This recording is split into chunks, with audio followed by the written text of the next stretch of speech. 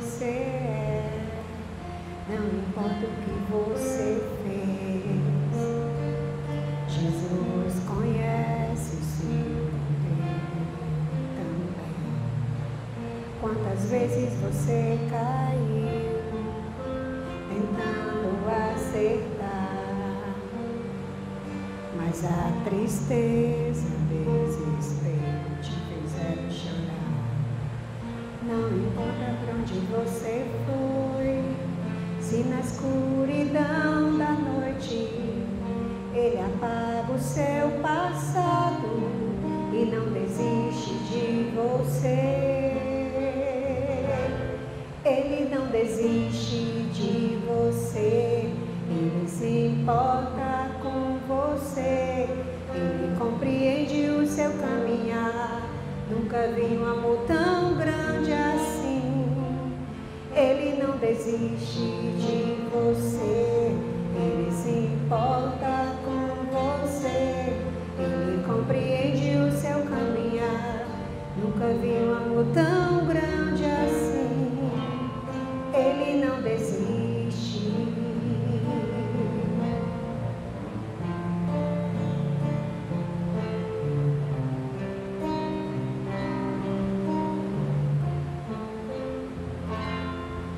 Não importa quem você é, não importa o que você fez,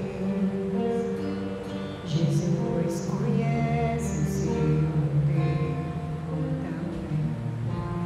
Quantas vezes você caiu tentando acertar, mas a tristeza mesmo te fizeram chorar.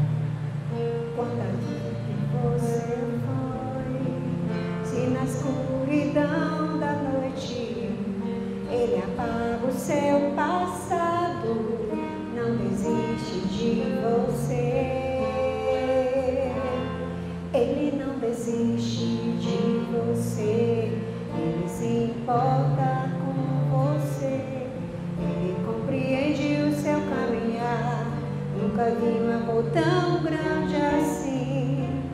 Ele não desiste de você, Ele se importa com você, Ele compreende o seu caminhar. Nunca vi um amor tão grande assim. Ele não desiste. Que assim seja. Bom, o evangelho de hoje é o homem no mundo. Trata sobre o ser de perfeitos.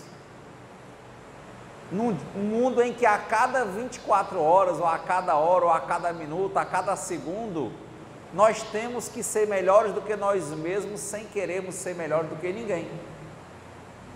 E aqui é uma temática importante, porque eles, os espíritos aqui estão comentando, se a pessoa, né, o que eles acham. Alguém, por exemplo, deve se perguntar, será que eu devo viver uma vida mística? Não é viver só a vida espiritual? Viver só mesmo para rezar, por exemplo? Isso fica mais claro assim. E os espíritos estão dizendo, não. Se você foi criado para estar em sociedade,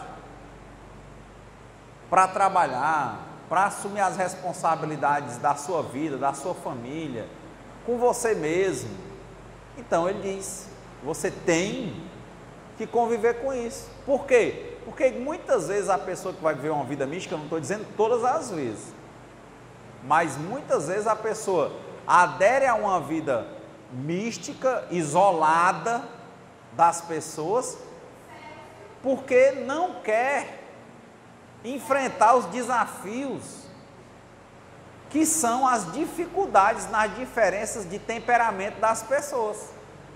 A dificuldade de arranjar um trabalho, a dificuldade de manter um trabalho, a dificuldade de montar um empreendimento, a dificuldade de manter um empreendimento, a dificuldade de achar alguém para se relacionar, seja como amigo, seja como namorado, como familiar, por exemplo, mesmo encontrar nos familiares um momento de diálogo, de evolução mútua. Aí toda vez que às vezes a pessoa tem dificuldade nos setores familiar, afetivo, do trabalho, da empresa e várias outras dificuldades, há uma tendência nela, às vezes, a fugir e dizer que está renunciando, dizer que agora vai viver uma vida mística, quando na verdade ela não está renunciando a nada. Por quê? Porque só pode renunciar quem tem. Se nós não conseguimos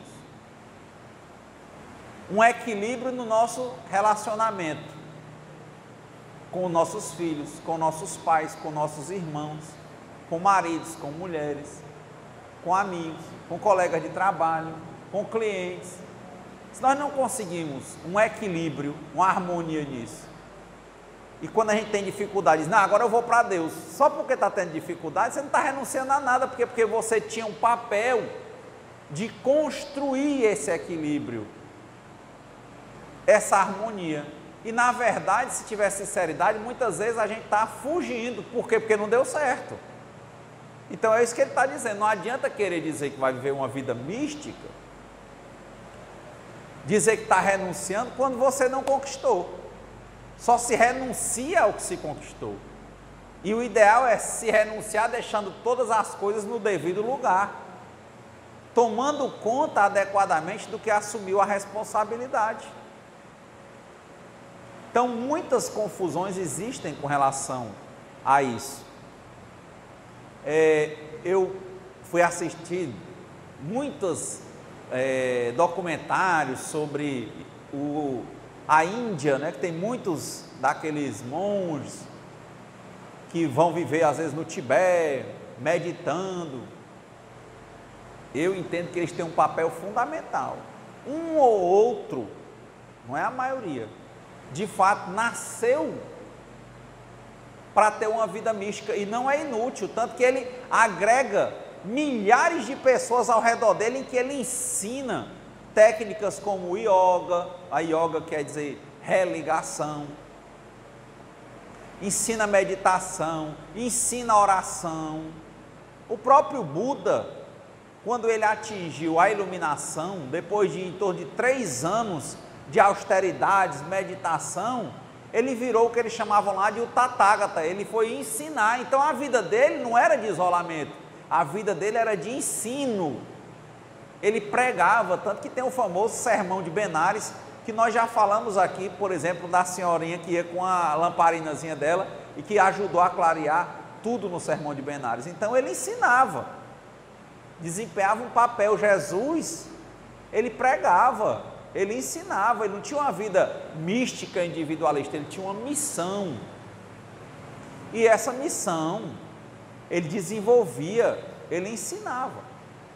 Ele era um mestre, ele era um professor. Buda era um mestre, ele era um professor, era o Tathagata, como eles chamavam lá.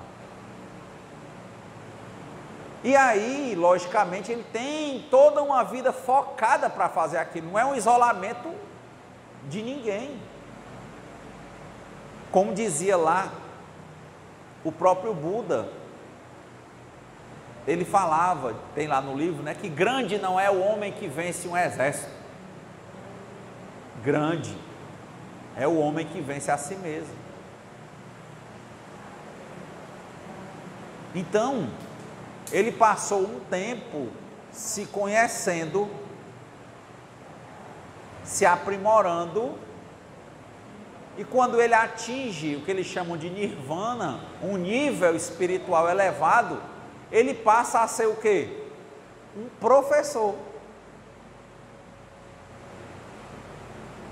para ensinar as pessoas que tivessem ouvidos para ouvir, o coração aberto, a mente aberta, ele mostrar para elas qual seria o caminho. Pessoas conhecidas como místicos, Paramahansa Yogananda também montou escolas, ensinou muita gente. Jiddu Krishnamurti ensinou muita gente. Yukteswar, que foi o mestre de Yogananda, ensinou Yogananda e muitos outros no ashram dele. Ramakrishna ensinou muitos. Shankaracharya ensinou muitos. Ele tinha uma vida, você pensa que é uma vida só mística isolada, não era. Ele levava gerações aprendendo com ele. E lá, num livro interessante que eu vi, exatamente era A Índia Secreta, que um repórter britânico, por volta de 1910, ele sai na Índia para ver esses místicos, e ele vê que tem um monte de charlatão, um monte de gente que estava fugindo da vida, preguiçoso, mas andando, ele encontrou grandes mestres que viviam e ensinavam utilmente uma vida mística. Ele destaca lá o Shankaracharya, principalmente, e o Maharishi. E o Maharishi tocou muito o coração dele, porque ele pensava, ele ia fazer um livro dizendo que era tudo charlatanismo, tudo gente preguiçosa, enrolona, mas ele acabou encontrando, né? Assim, bata e a porta lhe será aberta, procure e você encontrará. Ele procurou e acabou encontrando. Ele tinha uma busca sincera no coração dele, de uma vida ocidental, turbulenta, de jornalista e tal, no mundo perto da Primeira Guerra Mundial, que depois seguiu para a Segunda Guerra Mundial, e ele queria se encontrar, e ele encontrou o mestre. Se o mestre não estivesse lá, então o mestre estava lá para ensinar ele. Sempre tem um arauto, sempre tem alguém que pode nos ajudar quando a gente está precisando. E muitas vezes essa pessoa não está vivendo uma vida mística 100% no sentido de estar isolado. Às vezes ela tem o centro da vida dela na atividade espiritual, mas a atividade dela é uma atividade de doação. Chegando aqui no Brasil, Divaldo Pereira Franco, que está encarnado, trabalhava servidor público lá da Bahia, em Salvador. Só começou a fazer mais palestras depois de aposentado. Fazia palestras sem faltar ao trabalho. Criou com o grupo e orientação do Espírito Joana de Ângeles a Mansão do Caminho, desde os anos 50. Adotou mais de 600 pessoas e criava um sistema de mãe social, botava numa casinha e mães, né, que já tinham filhos iam lá voluntariamente cuidar daqueles meninos, e ele ia com o trabalho espiritual, com o trabalho dele, mantendo aquela casa com as doações, e aí foi crescendo. Hoje a Mansão do Caminho é um negócio como fosse o tamanho da Unifor, gigante. Lá no canal nós temos um vídeo sobre a Mansão do Caminho que a gente foi visitar. Trabalhava e ensinava. E hoje ele é aposentado, tem 93 anos por aí, 94, olha aí. E está aí, está na internet, fazendo palestra, não parou durante a pandemia, continuou pela internet. Chegou a época da vida dele que ele chegava a fazer 200 viagens por ano. Lembro que um ano só tem 365 dias, depois que ele se aposentou. Ele estava ensinando, ele estava falando, isso é um trabalho. Mas ele não abriu mão de ser arrimo de família, de trabalhar, de quando o pai dele faltou, a mãe dele foi ficando mais velha, dele levar a mãe dele lá para a casa dele, foi morar dentro da Mansão do Caminho com ele. Ela até morreu, quando ela desencarnou foi lá. Então, todas as funções. Eu vi um colega que é médico, ele dizia que quem tem menos tempo tem mais tempo. Era impressionante. Ele é médico, atendia 2 concursos que ele tinha, lecionava, e ainda tinha um momento em que ele atendia gratuitamente as pessoas ali no Nova Assunção. E depois ainda virou político, e quer dizer, tudo ele fazia, dizer que quem tem menos tempo tem mais tempo. Quer dizer, ele não fugia da vida. Francisco Cândido Xavier, o Chico novinho, porque a mãe dele faleceu, ele era um dos mais velhos, foi ser arrimo de família com o pai dele vendia bilhetes de loteria e ele ajudava em casa. Ele bem jovem, lá em Pedro Leopoldo, trabalhava numa fábrica, numa tecelagem. Lá ele teve uma alergia muito forte, esse resto de pano com umidade, Aí depois ele foi se empregar num armazém, depois foi se empregar tipo como fosse um garçom, frentista nesse armazém. Depois virou servidor público da universidade, que hoje é a Universidade Federal de Minas Gerais. Naquela época era a Fazenda Modelo. O Chico era contador de gado, contador de leite, né, que lá ficava na Fazenda Modelo, tirando leite, essas coisas, e ele era o contador, ele ficava tomando conta daquilo ali. Também a gente foi lá, a gente fez tem umas imagens que a gente fez, uns textos, quando eu tive a oportunidade de visitar a Fazenda Modelo. Lá embaixo da casa, na hora o Chico psicografava, lembre, o Chico trabalhava desde pequeno. E quando ele conhece o Emmanuel, ele já estava com em torno de 17 anos de idade, que tinha uma irmã dele que estava completamente desorientada com problemas psicológicos, psiquiátricos. E a solução foi num centro espírita, e lá ele conheceu o espiritismo. E ficou fazendo os trabalhos espirituais e trabalhando e ajudando a família dele, que ele era arrimo de família. Quando o Chico começa a desenvolver o trabalho, para quem foi assistir o Pinga Fogo, que ele aparece em 1971 e depois de 72 na TV Tupi, aí que fica famoso, né? Mas você vê lá que o Chico já não era um menino, ele já tinha mais de 50 anos ali. Ali o Chico já estava com um trabalho mediúnico bem forte, ele já estava em Uberaba. Quer dizer, ele trabalhava em Pedro Leopoldo, depois ele já servidor público, quando pôde, porque o movimento ficou muito grande lá em Pedro Leopoldo, lá até hoje é uma cidade muito pequena, pertinho de Belo Horizonte.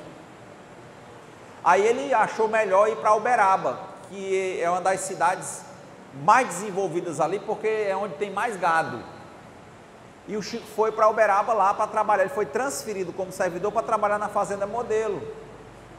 E lá é interessante que na Fazenda Modelo, a sorte que ele teve também, porque o chefe dele era espírita, mas ele não claudicava no serviço. Tem vários documentários em que a filha, inclusive, do chefe, que era mais ou menos da idade do Chico, um pouco mais jovem, ela sempre se acompanhava, os dois, ele era datilógrafo, no final, e como datilógrafo, ele fazia o serviço, tudinho da casa, na hora do almoço, ele psicografava, e por volta das 5 da tarde, ele ia para casa, fazia aquela ceiazinha da noite, e ia para o centro espírita.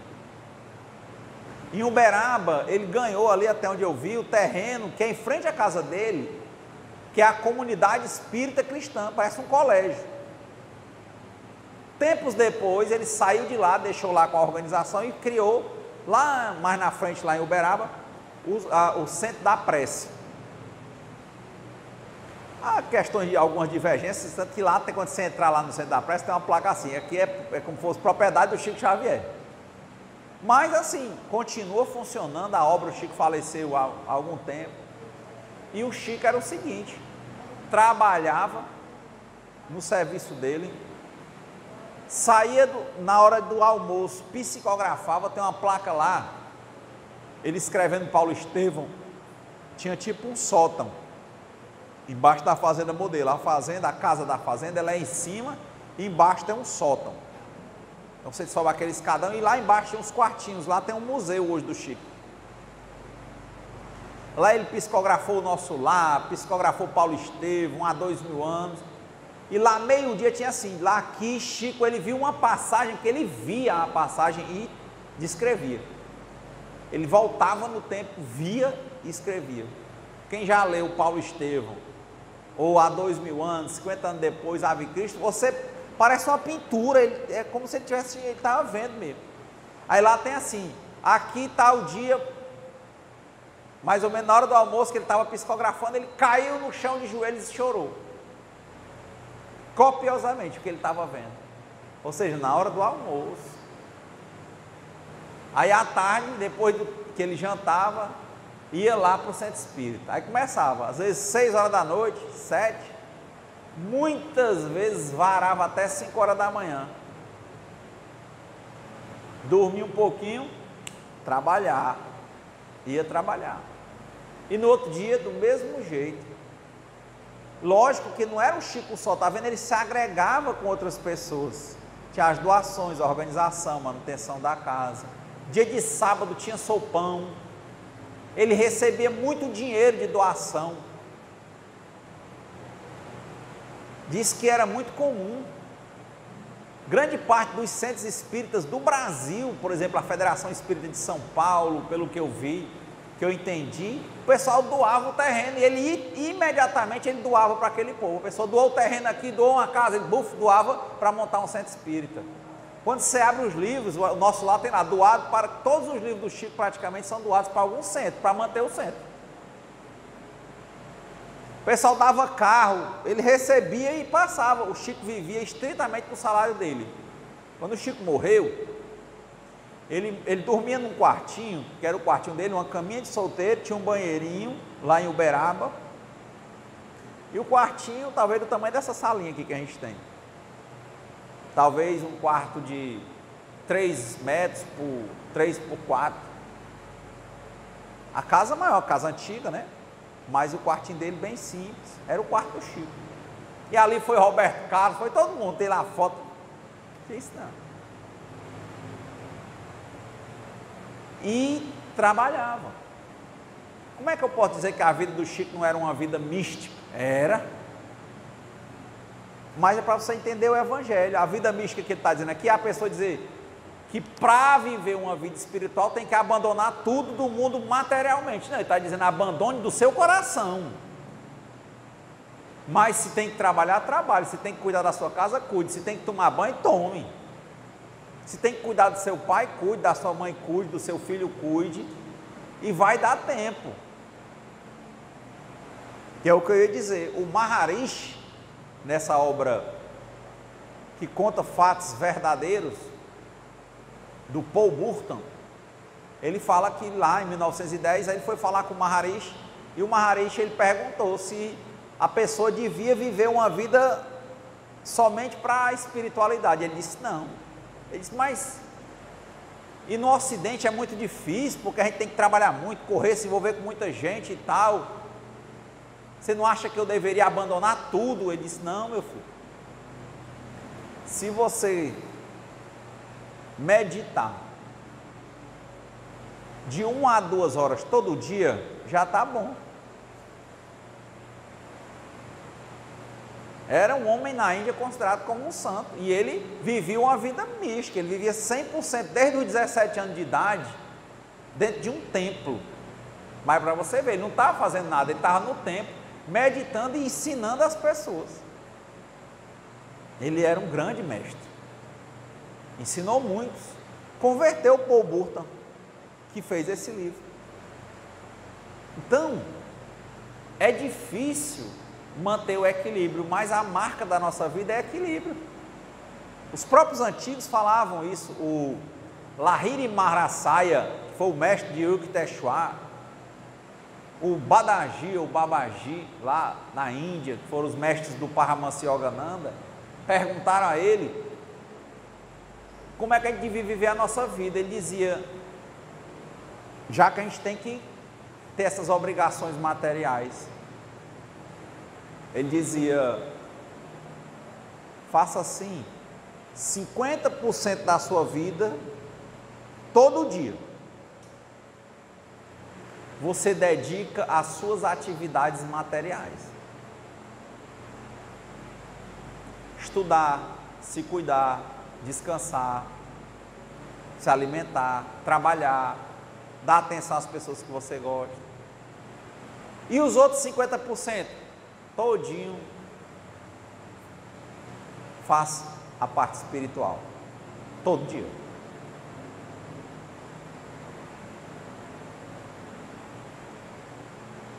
Mas é tão difícil.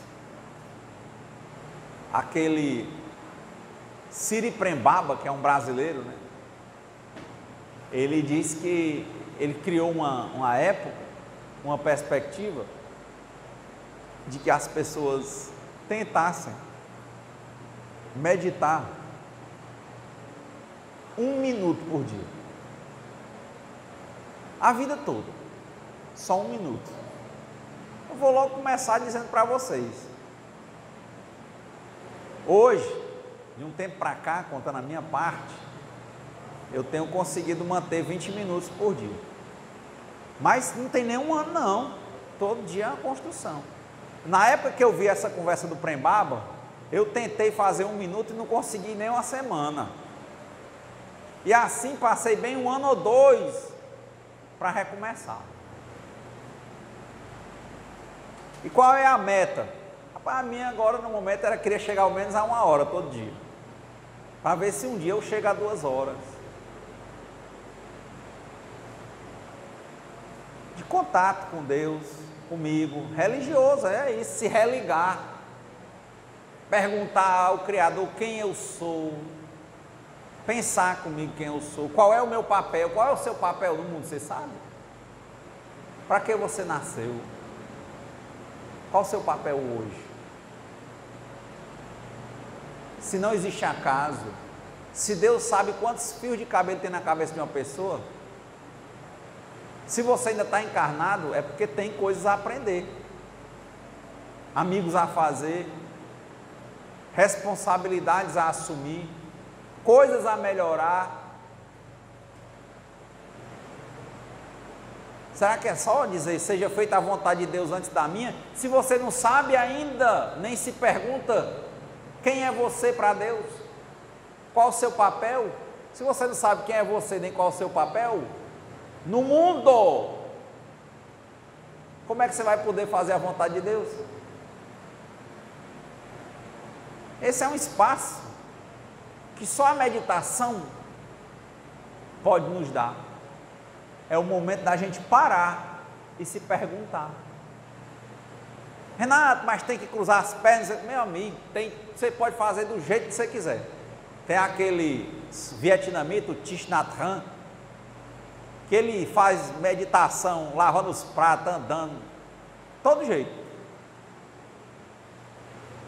E é interessante, lá, que de tempos em tempos, lá no ambiente dele, toca um sino, só para a pessoa parar, pode estar fazendo o que tiver. Faz bom, aí todo mundo para 1 minuto. Para quê?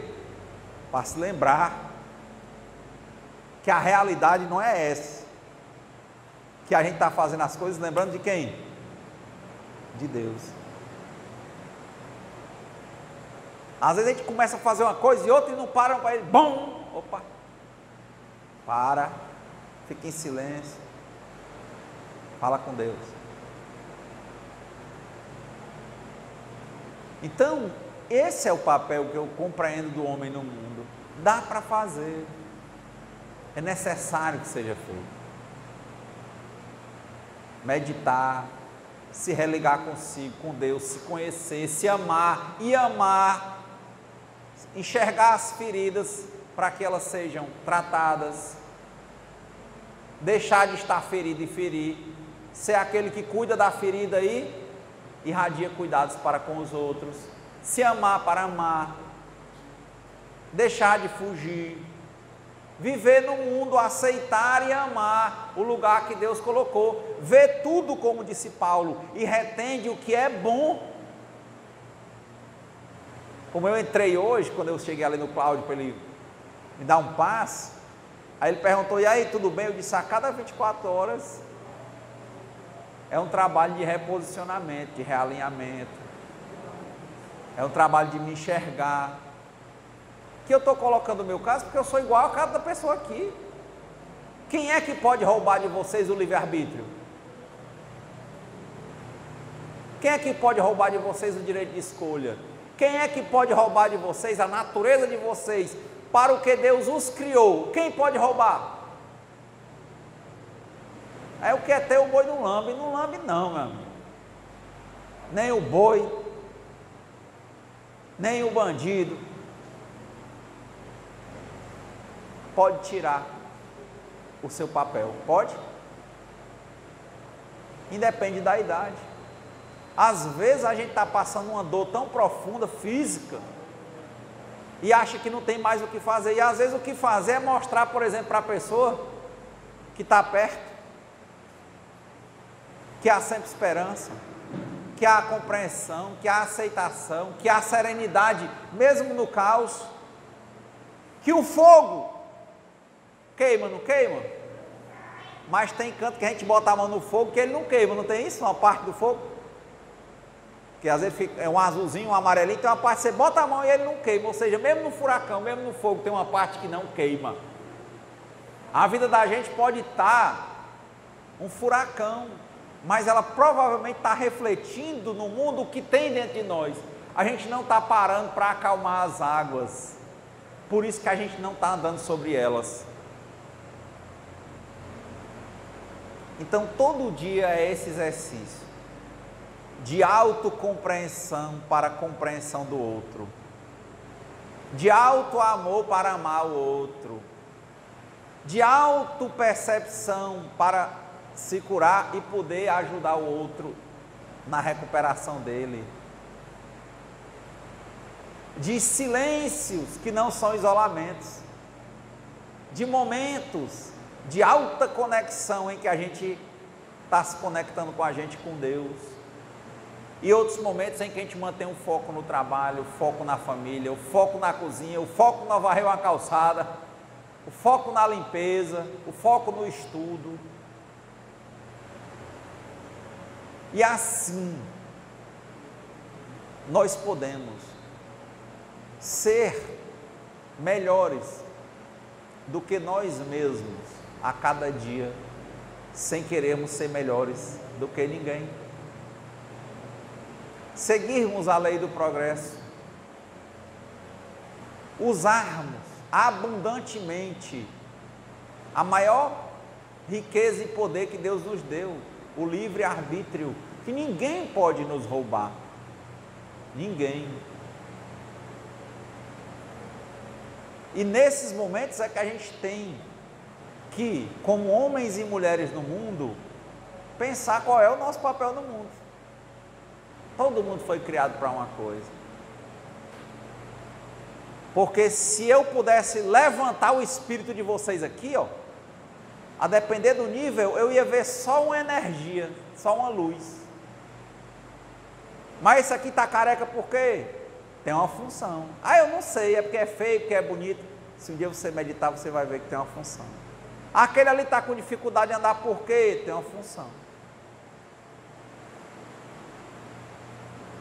Aquele outro fala, aquele não fala. Cada um é útil. A natureza é perfeita. O universo não é caos, ele é cosmos. Ah, Renato, mas eu já vi que ele é caos, porque a coisa se destrói, mas ela se reconstrói. O problema é que o nosso apego, o nosso desejo, que é nada mais, nada menos do que vivemos com a lente do passado, a gente viveu uma coisa que a gente achou que era boa num momento difícil, toda vez que a gente tem um momento difícil, a gente joga aquele cordão querendo puxar aquilo ali, aí vira o desejo, puxar de volta.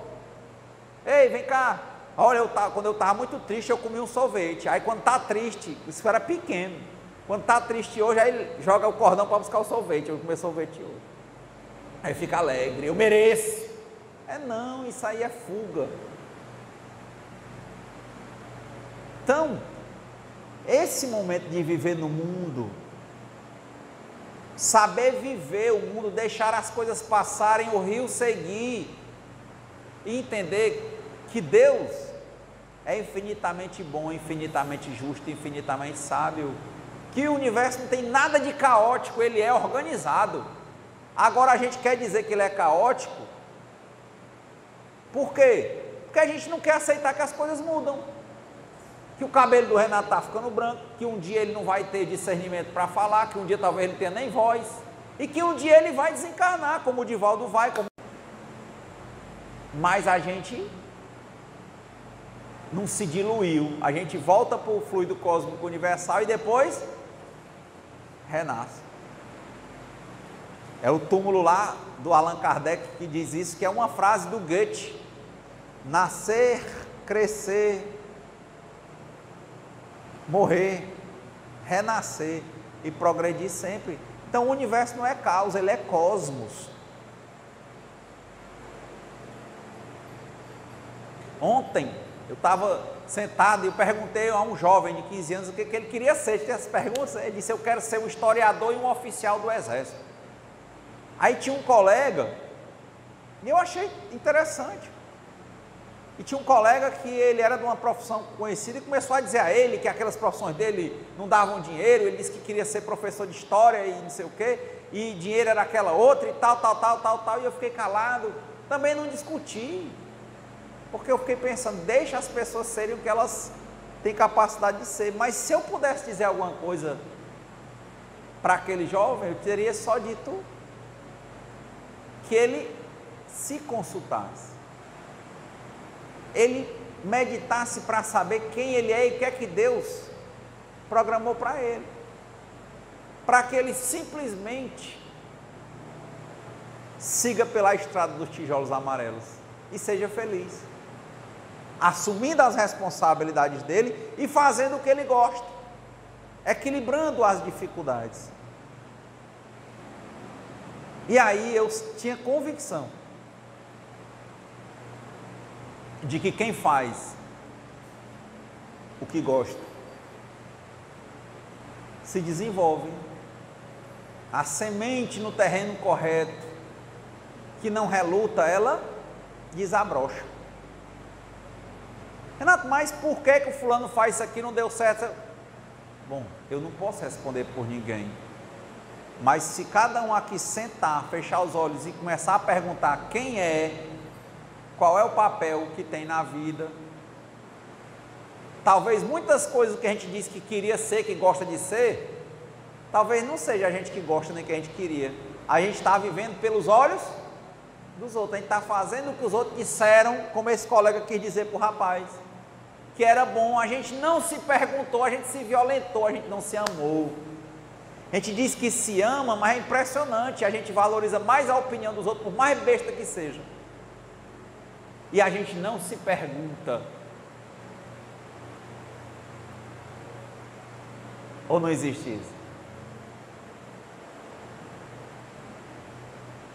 Então, um pé de caju veio de uma castanha, que é uma semente de caju, e que se destruiu, parece uma destruição, né? Aí virou um grande pé de caju, que começou a dar centenas de milhares de cajus, que estavam com outras castanhas, que alimentaram muitas pessoas, e que deram outras centenas de milhares de cajueiros. Não é caos o universo, ele é cosmos. Só que a gente tem que aceitar que no mundo as coisas passam, as coisas se transformam. Como dizia o Camões, mudam-se os tempos, mudam-se as vontades, muda-se o amor, muda a confiança, tudo no mundo é mudança. Ah, eu gosto de criança, eu gostava do meu filho quando ele era criança. Não, eu tenho que amar ele quando criança, quando ele desabrocha, quando ele cresce, quando ele envelhece. Largar esses momentos. Trabalhar o desapego, trabalhar a autocompreensão, se observar, se relacionar, equilibrar as relações. Quando não tem força, pedir forças, pedir ajuda e seguir. Então, por hoje, agradecermos a Deus e pedirmos que Ele nos conceda a serenidade necessária para aceitarmos as coisas que nós não podemos modificar, coragem para modificarmos as coisas que nós podemos, e sabedoria para percebermos a diferença, e que sempre seja feita a vontade de Deus e não a nossa. Uma boa semana.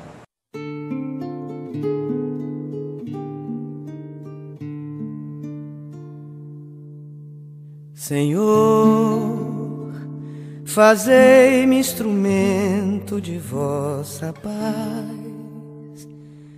Onde houver ódio, que eu leve o amor. Onde houver ofensa, que eu leve o perdão. Onde houver discórdia, que eu leve a união. Onde houver dúvida, que eu leve a fé. Onde houver erro, que eu leve a verdade. Onde houver desespero, que eu leve a esperança. Onde houver tristeza, que eu leve a alegria. Onde houver trevas, que eu leve a luz. Ó Mestre, fazei que eu procure mais consolar que ser consolado, compreender que ser compreendido, amar que ser amado, pois é dando que se recebe, é perdoando que se é perdoado, e é morrendo que se vive para a vida eterna.